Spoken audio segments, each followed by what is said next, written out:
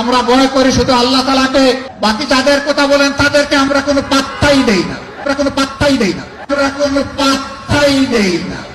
যেইভাবে উনি বিদ্যাঙ্গুল দেখাইয়া বলছে পাত্তাই দিই না, আল্লাহ জানে উনি যদি উনার নিজের আসন থেকে একবার সংসদ সদস্য হইতে পারতো তাহলে এই দেশে উনি কাউকে জমা খরচ দিয়ে কথা বলতো না।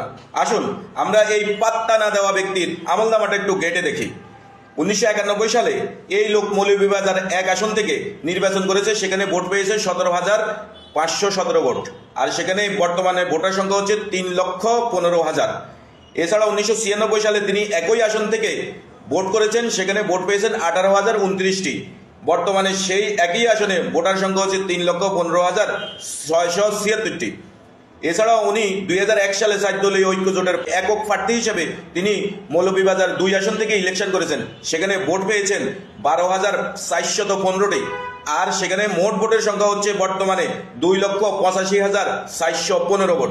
এইরকম বেহাল যার আমলনামা, এইরকম কদমালি ডাক্তাররা যদি বলে আমরা পাত্তাই দিই না, তাহলে বুঝতে হবে তার মাঝে অহংকার পায়ের তালু থেকে মাথার তালু পর্যন্ত গজ গজ করতেছে। এরকম অহংকারী ব্যক্তিদেরকে বাংলাদেশের মানুষ অবশ্যই প্রত্যাখ্যান করবে। প্রিয় বন্ধুরা, আপনাদের কি মতামত অনুগ্রহ করে কমেন্টস বক্সে জানাবেন।